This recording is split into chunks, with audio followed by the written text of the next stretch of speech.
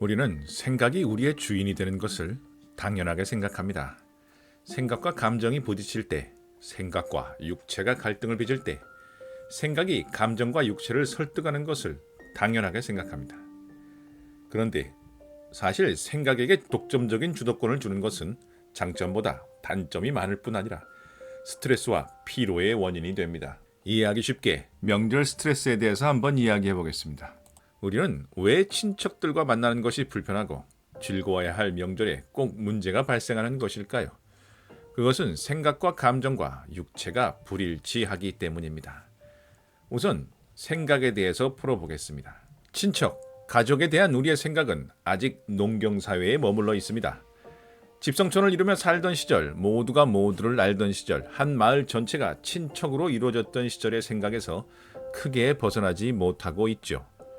나이가 많을수록 그런 경향은 훨씬 강합니다. 때문에 서로 간섭하거나 훈계하거나 사적인 영역을 침범하는 것에 대해 아무렇지 않게 생각하는 것입니다. 결혼, 취업, 아기 가지기 등에 대해 사적인 간섭을 하는 것은 이 집성촌 시절의 습성이 그대로 남아있는 것입니다. 그 시절 개인의 결혼과 육아 등이 전체 마을에 실질적인 영향을 미치기 때문에 마을 어른들은 그런 문제에 신경 쓸 수밖에 없었던 것이죠. 그러나 오늘날 우리의 생활 방식은 집성촌 시절과는 완전히 다릅니다.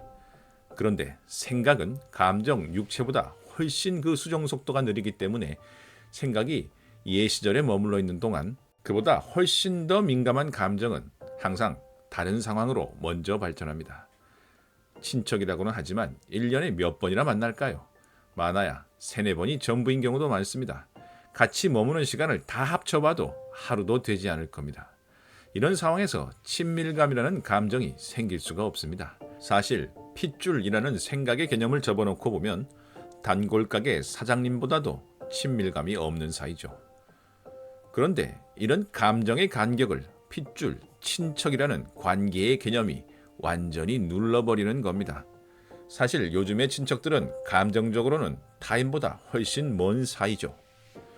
그러니 개념에 근거한 행동들은 감정의 차원에서 격렬한 저항을 일으키는 것입니다. 그리고 그 저항은 육체적 거리에서 스트레스로 터져버리는 것이죠. 우리는 감정을 육체적 거리로 해석하는 존재들입니다.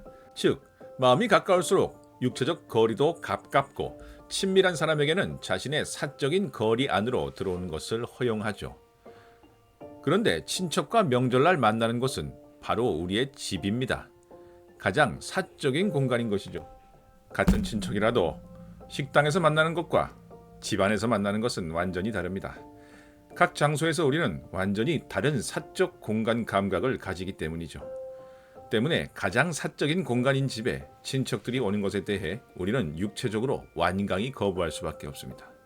전혀 안 친한 사람들이 우르르 내 사적인 공간을 점유하고 있는 것입니다.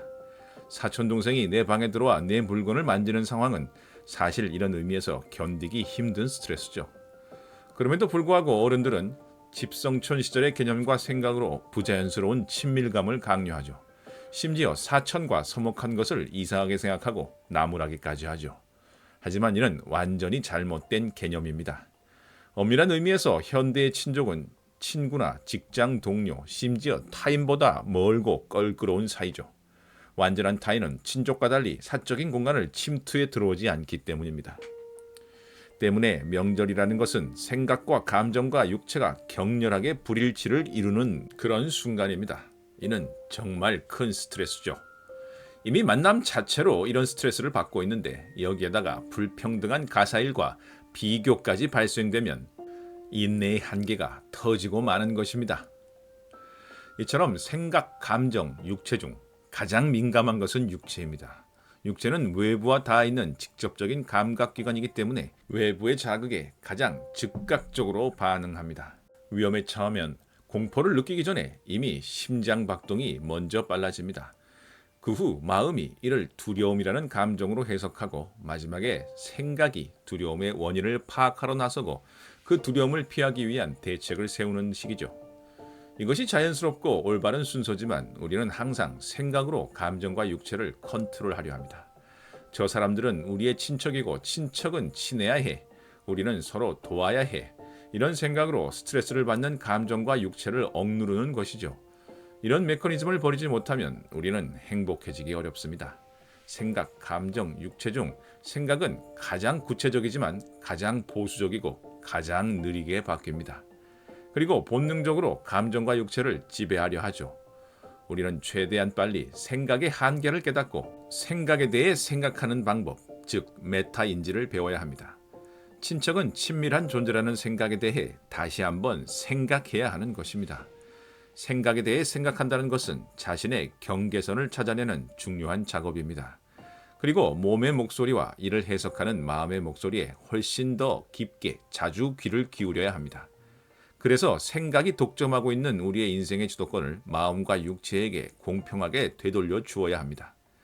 우리 사회는 감정과 몸의 반응에 따라 움직이는 사람을 낮게 평가하는 경향이 강하기 때문에 이는 결코 쉬운 일은 아니죠. 이 때문에 이기주의자가 행복하다고 하는 것입니다. 이기주의자는 자신의 생각보다 자신의 감정과 육체에 더 귀를 기울이는 사람입니다. 우리가 생각의 독재를 막지 못하면 늘 불행하게 살 수밖에 없습니다. 최소한 우리는 생각과 감정과 육체가 평등한 목소리를 낼 수 있도록 허용해야 합니다. 우리가 절대적이라고 믿고 있는 생각들은 그저 생각일 뿐입니다. 대부분 우리의 생각의 틀이 과거에 묶여 있음을 깨달아야 합니다. 그리고 그 생각이 언제 어떻게 내 안에 자리 잡았는지를 바라보아야 합니다. 그리고 감정과 육체의 목소리에 좀 더 귀를 기울여 보세요. 거기서부터 자유와 행복의 길이 열릴 것입니다. 여러분 새해 복 많이 받으세요. 이상 지당한이었습니다. 감사합니다.